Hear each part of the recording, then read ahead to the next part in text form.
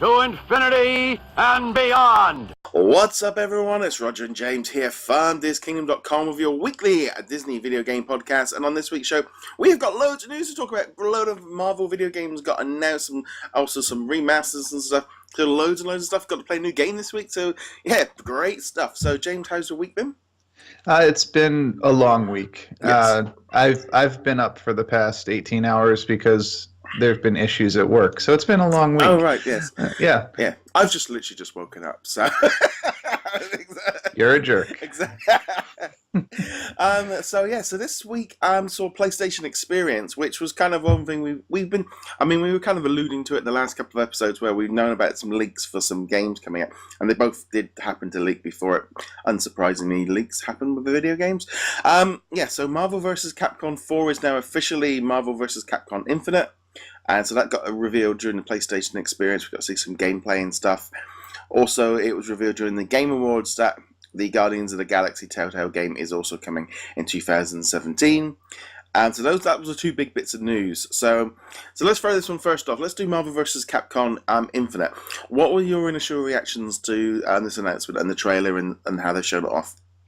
Well, as I alluded to last week, I don't care at all about the Capcom side of things, so I was a bit disappointed to find out that it would be another Marvel vs. Capcom game. Yeah. Other than that, we haven't seen anything. We saw Ryu and Mega Man on the Capcom side, and we saw Captain Marvel and Iron Man on the Marvel side. I think there was also an extended trailer with Captain America and, I don't know, Mordecai. I didn't see that one. I only saw the first one. Yeah, Mordecai or something like that. I don't know who it was. And again, I'm going to be honest, there's enough Marvel characters that they don't need the Capcom side of things. Having played Marvel vs. Capcom 3 last night for a few hours, there's a load of characters, and I was having to Google who they were because I didn't know what they were or what they were from, which I think is, from us as a Marvel fan, is a bit of an issue. There are characters that I instantly knew. Ryu from Street Fighter, Dagger from Final Fight was a character that I was like, oh, Final Fight. I remember having that game way back on the Sega Mega Drive and in the arcades and stuff. So that's good. Strider as well. I used to have Strider on the Mega Drive, and I've also got it on the Xbox One. I think it was an Xbox game or something like that. So the rest of Resident Evil, never really been a big fan of that. Mega Man, I like Mega Man. I just don't need the rest of the characters, and there's a whole host of weird characters that I've got no idea who they are. But the Marvel side, that's what we're interested in. It was kind of interesting to see how they pushed Captain Marvel. Honestly, that's not really a surprise. They've been trying to push Captain Marvel as their primary female character for a couple of years now, back when they first realized they didn't actually have any strong women characters that they could push, and Captain Marvel became it, which is kind of funny because they've been doing a character assassination on her over in the comics right now, which is really bad. And it's not going to damage the character in the long run, but at the same time, you'd think we would want to promote her. We've got a movie coming out. She's a main character in Marvel vs. Capcom Infinite. That was poorly thought out. I think for me the trailer looks amazing. The initial trailer, the visual effects of the characters and it looked very, very smart, very, very, and we really got to see the characters showing off. And also, I think having Mega Man in there was kind of the thing of putting over. He is a major Capcom character, I think, and that was good to see him in there. But the Miss Marvel thing was the one that really kind of caught my eye. Of like, oh, okay, this is I think because I'm not that familiar with her, that seemed like a very big push for that character. But then this is what they've been doing with their video games for years. Is I fired up Street Fighter, the Marvel vs. Capcom 3, and you got Dumagu and some characters in there that you're going, oh, that's who it is now. Because now, how I played it before, I would have just glazed over it and that little dropping little things in those games, so people like me are more aware of it. But yeah, I thought it was a big move having Captain Marvel shown so strong in it. It absolutely is, and I expect we'll see a lot more of her getting added to more and more of the mobile games, and then as more content tie-in gets put in. We would have almost certainly seen her in Disney Infinity before the new release. Probably Yeah. would have seen her as a character. It's kind of interesting though. Marvel has been doing this for a while, like you mentioned. I know the guys from Marvel Heroes, the free to play game we mention every once in a while. They were told you should put Rocket Raccoon in here several years before Guardians of the Galaxy came out, because they're like, by the time this comes out, he will be a huge character. Yeah. And as it turned out, he was. So yeah, it's actually funny because I was playing Rocket in number 3 last night as well, and a tiny little, and it's like, oh, it's like, and of course thinking back, going, this game is this is like a 6-year game. The other thing, we re-released Marvel vs. Capcom 3 on the PlayStation 4 last night, and it's out in Europe, and it's also out in Australia. It's not out in Australia yet. For some reason, there's been a delay there. I know Josh has been going nuts about that. He can't get hold of it. It was a little bit later for the UK, but yeah, it's out in the US as well. $20 or $25, £20. Personally, thought this was great. This was like, here is our new announcement of our big game coming in 2017. Oh, and by the way, the old game is now out on PlayStation 4, like today. That was just like, I'm sitting there going, oh, like straight on, I'm hitting refresh on the PlayStation Store, because it's like, yeah, this is perfect, because for me, I have got Marvel vs. Capcom 3, the plain basic version. I didn't have the Ultimate, because I picked up in a second-hand store earlier this year for the PlayStation 3, and I had about a couple hours playing with it earlier this year. But once it was on PlayStation 4, I was like, oh no, this is it. This is perfect for me, because I haven't got the Ultimate Edition, and I can just play it whenever I want now. And I've been a big Street Fighter fan since Street Fighter 2 in the arcades. So for me, it's like, this is great. But I love the fact that how they did that, of just like, here is our new game, but we've also made our latest game available now. I mean, it's coming on Xbox One and PC in March of 2017. But I thought that was an awesome move. Yeah, and I mean, it's probably mostly just we need to get this out there before it becomes backwards compatible so we can make more money. But yeah, I mean, always good to see them remastering popular games and bringing stuff out that people might have missed the first time around. Although this game has been out for a long time. But yeah, again, it's like versus Capcom. Why is Capcom in here? I was going through last night playing as all the characters from the Marvel side. I played every single character last night. Tried out a few of the Capcom ones. There's quite a depth to it there. And I love the game. I mean, I think it's a lot of fun. I'm going to have a lot of fun playing that in the coming weeks ahead of Christmas. Obviously, we've got Rogue One coming this week, so that will kind of keep me distracted as well. But I thought it was a great idea. It's kind of funny because I was looking at the Reddits over the weekend. PlayStation 4 Reddit. This is great. We got the game. We could buy it. It's really cheap. It's amazing.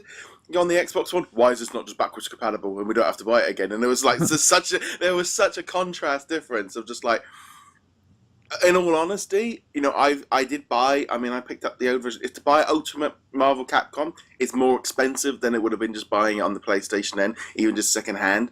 So it actually, for me, as someone who was going to be buying that game either way, but yeah, it also means I think that now it's on PlayStation 4 and Xbox One when it comes out. That means it's going to be on the PC infrastructure for the long term now. That's what they're doing with all the games.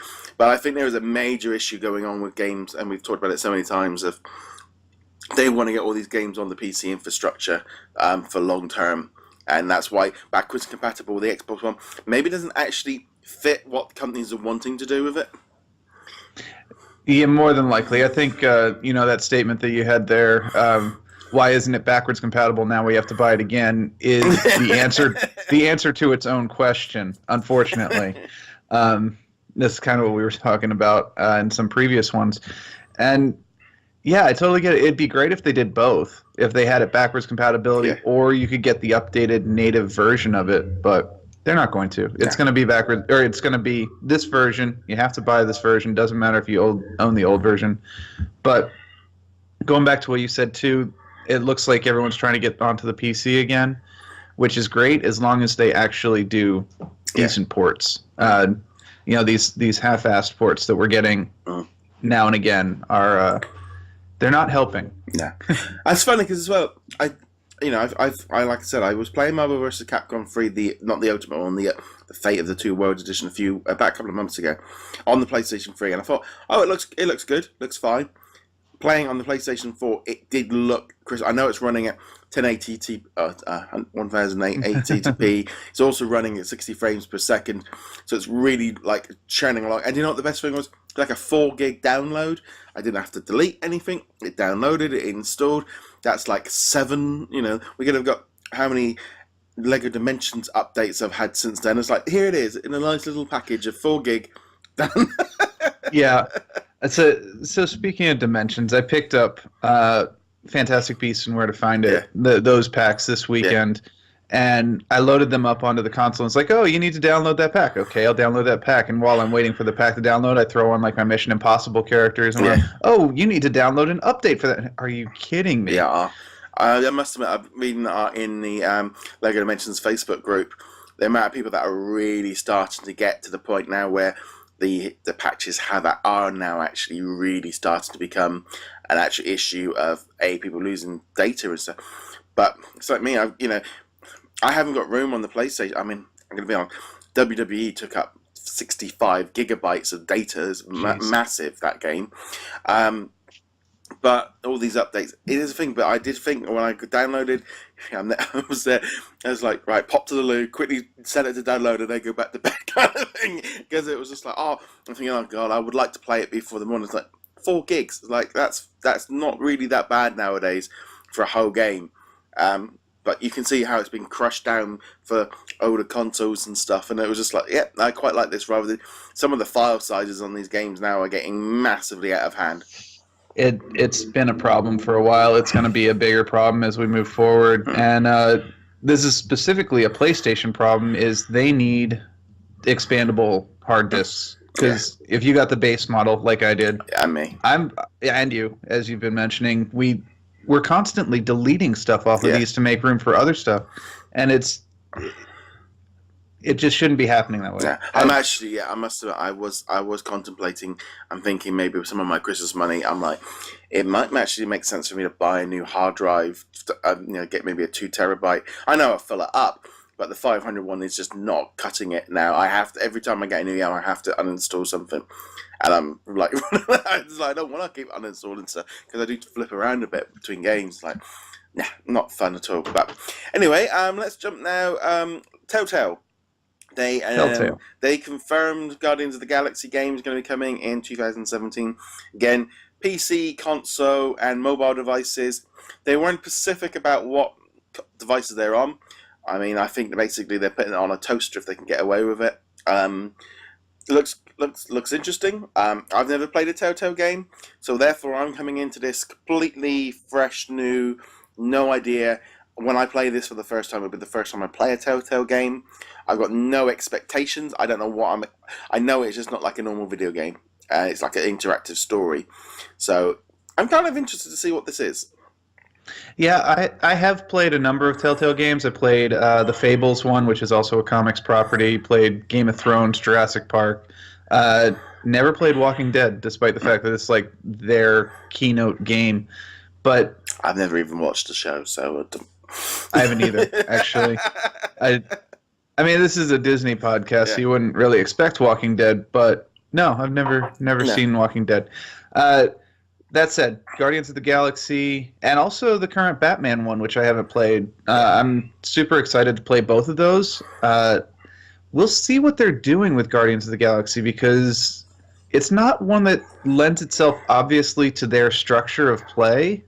It's very action-oriented. It's very omnidirectional, which isn't necessarily a description that'll make sense unless you've actually played one of the games. But, yeah, you know what? I love the Guardians of the Galaxy. I'm definitely going to give it a shot. It'll probably be the first TellTale game I actually buy as Episode 1 comes out and then go from there. Well, most of them I get when they end. Yeah, they're going to be a disc version, a retail version, which comes with Episode 1, and it includes the season pass to get the other ones. There's going to be 5 episodes.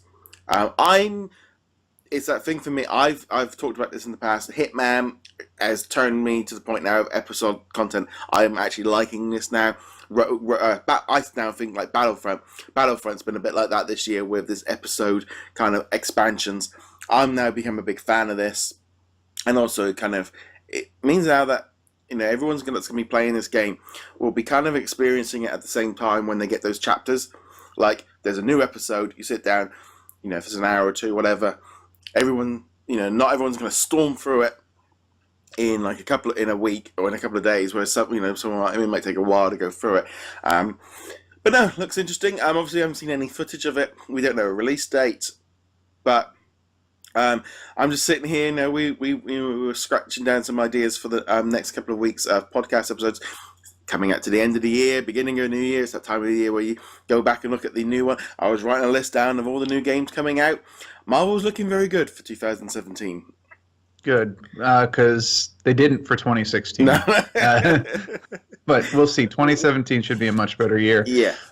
I would expect that they're going to want to have at least the first episode out by the time the movie hits theaters, though. So, yeah. I mean, obviously, that would make the most sense. But well, the only thing, it's like I'm wondering whether or not we might see like an April. I would even think they want to get it out way before the movie, so as they don't cross-contaminate the storyline of what's going on in the new movie, because it might not have that very much to do with it. Could be in some ways I kind of hope it's a complete unique tale and it's not just a redoing of the movies, because for me I'd actually like to know I'd like to have a different story rather than just doing a retelling of the two stories together, which might be in a different Lego game.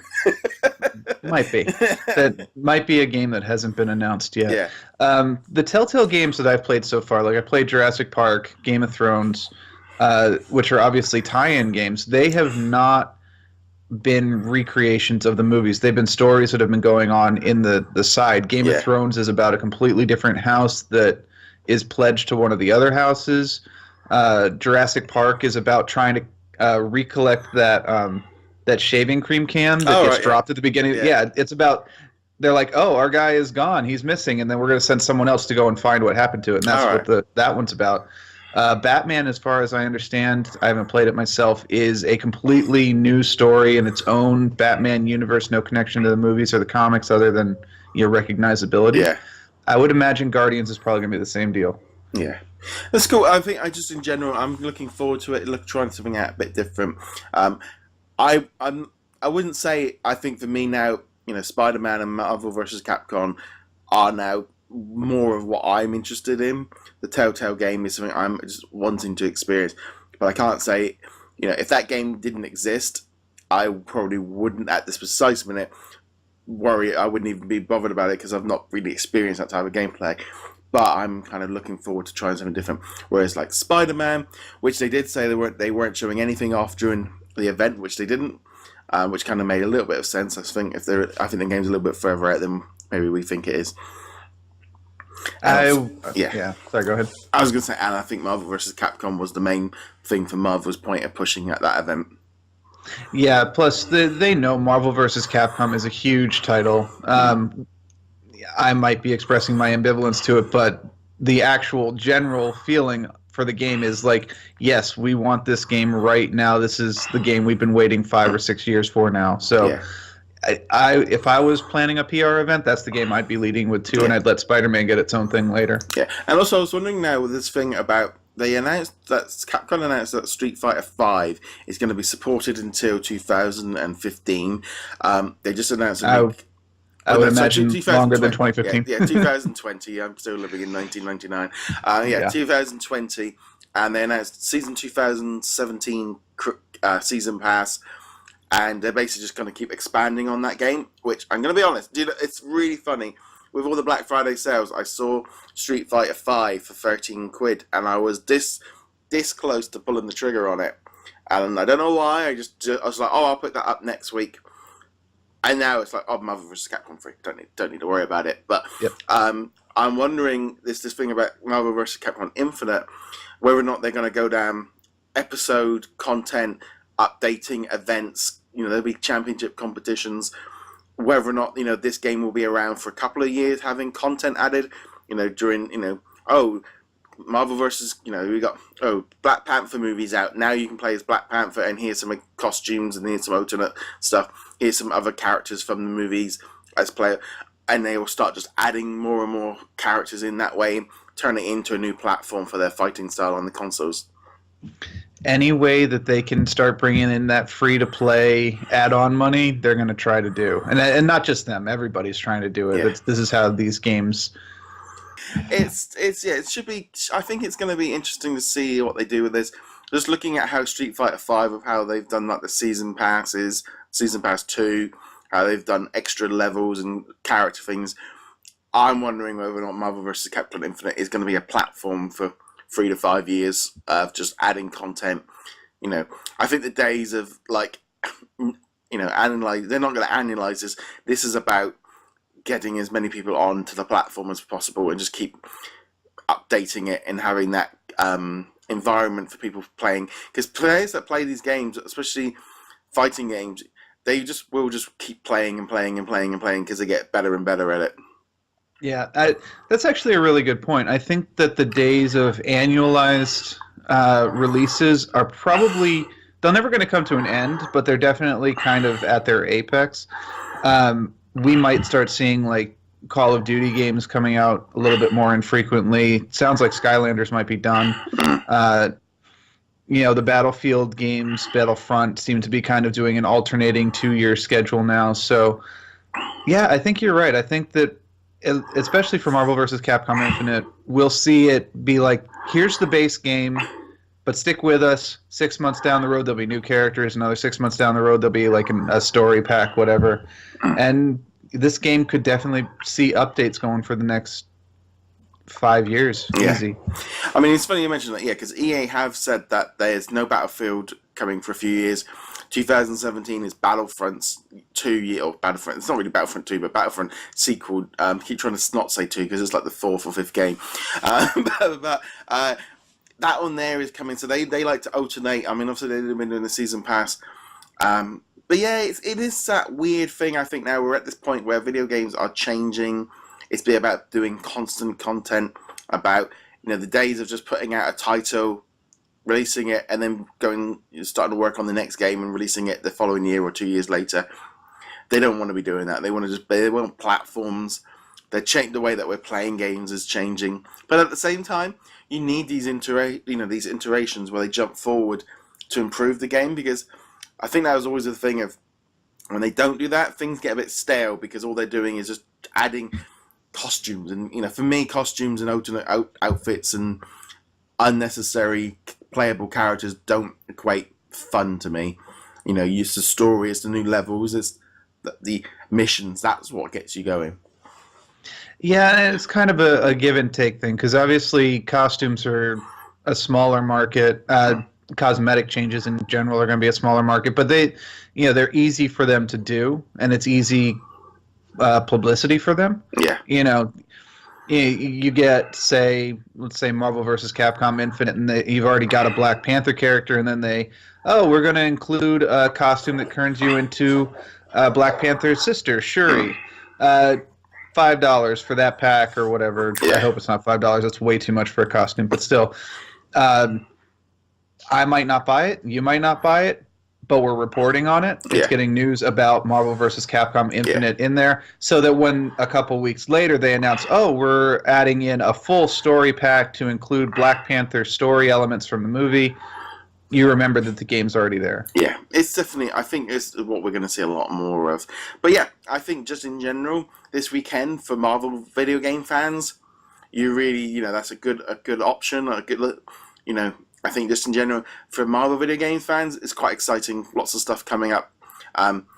It's like you said, I think Marvel are getting their ducks in a row. They're getting their different platforms. They're taking it seriously. They are getting, the movie tie-ins aren't coming in through titles. They're just coming in through events and costumes and things like that. And I think that's probably a smarter way of doing it. But yeah, I sort of sit there now and it's like Marvel is like hitting the mark. I mean, obviously we know Star Wars, they've got their annualized games coming for years, so we know the stuff's going on there. We're just sitting there going, come on, Disney, get Come on. You have a hit movie in theaters right now. Nothing in the stores. Nothing in the stores. You've got movies coming out next year. You've got Pixar coming out next year. You know what? The Incredibles are not that far away. That would make a great video game. Yeah. I see. I'm not too worried about things like Toy Story 4 and Incredibles 2 and all that kind of stuff. That's far enough away that they can get their things going. It's games like Coco and Cars 3 and Pirates of the Caribbean 5 and all these kind of tie-ins that they're like, I think it's too tight. I think they're going to miss it. They might get a mobile game out. I think they'll be too tight to get a game made by the time, because they were planned to be Disney Infinity content, and that was their tie-in, and that was it. And that's what got guys. It's like Thor Ragnarok. There would have been some content for that, but Marvel Marvel versus Capcom has been in development, and so has Spider-Man and TellTale. They've been doing on this way before Infinity got cancelled. Yeah, I could see something for Cars 3 coming out, especially since it's going back to the racetrack by the look of it from the teaser that we got. Yeah. Whether or not it'll be good, whether or not I'll have enough time to actually polish it and make it into maybe not even a AAA game, but just a regular A game, a game that would be worth picking up or renting. That's questionable, but they could, in theory, have a Cars 3 game pretty quickly, relatively speaking, by development terms. The other ones, though, unless they already had plans, there's no way they're going to make a deadline with those. No. I still, like I said, you let the guys over at Sumo Digital do a Disney kart game, you can just print. That'll be a major money spinner. Yeah, absolutely. Yeah. So that was the kind of the major news from the console side of things. A few other little bits and pieces, also from PlayStation Experience. Full Throttle Remastered is coming soon to PS4, Vita, and PC in 2017. It was playable at the PlayStation Experience. Originally released in 1995. 20 years done, it's going to be re-released. Gonna be honest, never played the original, so I have got zero kind of knowledge of this game. This feels a little, I know Day of the Tentacle, they re-released that one, but obviously this is like a LucasArts, so it's owned by Disney. It's this is all included in the purchase when they brought Star Wars and Indiana Jones, so just kind of interesting them remastering these. So yeah, I'll play it, I'll try it out and give it a spin, but just like I said, did you play this one the first time around? I never played Full Throttle. No, this was one of the ones I didn't play, but it's in the same vein, like as you said, of Day of the Tentacle and the Pirates one and all that fun stuff. There's, I think, enough of a nostalgia market for these games that I can see why they're remastering them, but they're definitely they're for the fans. They're not really looking for you to be like, oh, I remember playing Full Throttle when I was growing up. Now I'm going to give it to my son or daughter to let them play. They'll be like, the heck is this nonsense? Give me something worth playing. It's funny as well.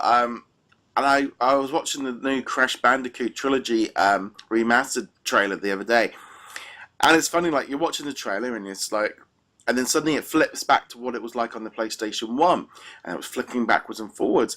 And then suddenly when I was sitting there going, and it's the same with Day of the Tentacle, when you could flick between the two, the new and the old version, you sort of sit there and go, yeah, games have really improved a lot in that time, because the PlayStation 1 model were really bad. At the time, they were groundbreaking compared to like the previous models, but it's amazing how your mind is just glossed over it, that they look like they do now. And I was just like, wow, the games have really kind of, I mean, whether or not the remastered versions are making them look a little bit bad, just to kind of make them look a bit better. But yeah, it's one of those funny things. I did think like the remasters, they do, but there again, it's like we've said, they want to get these games onto new generations and also get them long-term available. I mean, you can't underestimate nostalgia. That's the main thing, is there are people who will buy these. They'll probably never even play them. They'll just buy them because, oh yeah, I remember that game. I remember loving that game, or I remember hearing that game was so good. And you know what? As long as they make enough money back to justify the remaster cost, we'll get more of them. Yeah. And that's not a bad thing. Even if I never play it, even if you never play it, it's there. Yeah. It's available. And also, I remember I had the Crash Bandicoot. I did see it and go, yeah, I'll pick that up, because we don't get proper platformers nowadays, and that's what I grew up on. You know, the idea of a platforming game is fun, and so yeah. But that's got nothing to do with Disney. But I mean, Crash could very easily be a Disney character. Yeah. Kind of a crazy one, but still, you could definitely see the Disney influence on him. So that's cool. But like I said, I think we've been talking about like this 2016 is the year of the remaster and the re-release. That's definitely when I was at my list of games to talk about in a future episode. That's pretty much primarily what we've got. Just looking here, other bits of news. Rogue One content has been added to Star Wars Star Wars Commander. If you play Contest of Champions, there was a special Games for Red patch came out last week. I think it's gone now. That was raising money to fight for AIDS. So I always like it when they do things like that, where they join up with charities and stuff to offer characters and things and give money to charity. You can't really go too wrong with that. I think that was kind of the main bits of news, really. We had a new trailer for Star Wars Rogue One, which is out on the 6th. It's out tomorrow. So, yeah, we got Star Wars Battlefront tomorrow to start playing, and also there'll be a new X-Wing VR mission. Just to clarify, that's Rogue One tariff missions for Battlefront, not the movie. No,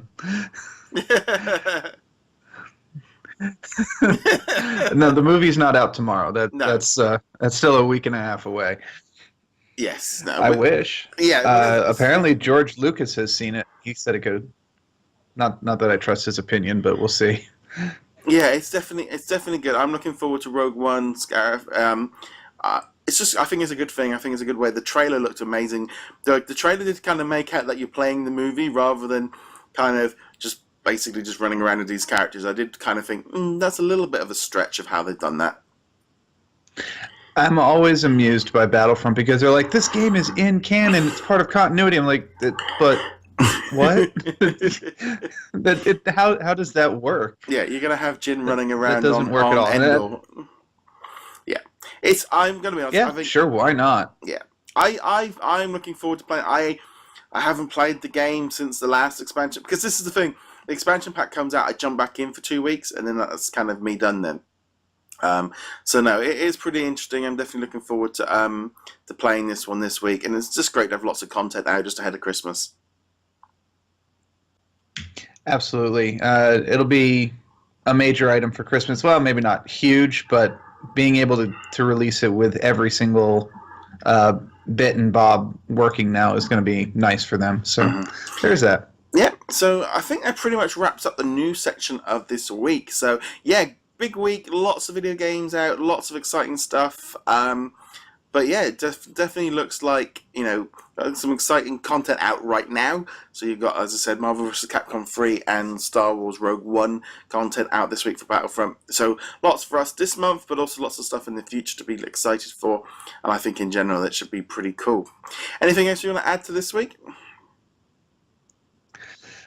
Not much to add at all.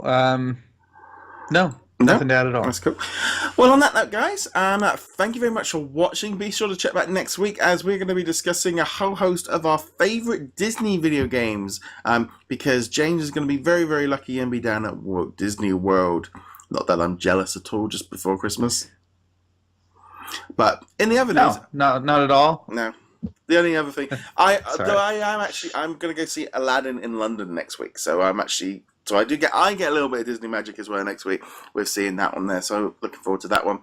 As per usual, you can find us over at DisKingdom.com. You can subscribe to the audio and video versions. You can also find us on Twitter. If you are on the YouTube version of subscriber, do subscribe on Twitter or Facebook to keep up with the latest, because there are issues of people being unsubscribed from YouTube channels randomly. So that's definitely a thing. So James, where can they find you two at the moment? You can't. I have my website, but it's abandoned. I will be relaunching a new website sometime next year, under a different name, under a properly geeky name. But and I'm not on Twitter. I think my account's still active, but I haven't actually logged into it. Yeah, so. You're going old school. You can get hold of him on Pigeon Post. You can get a hold of me on my MySpace page. Just ignore the background music and the sparkles all over the page.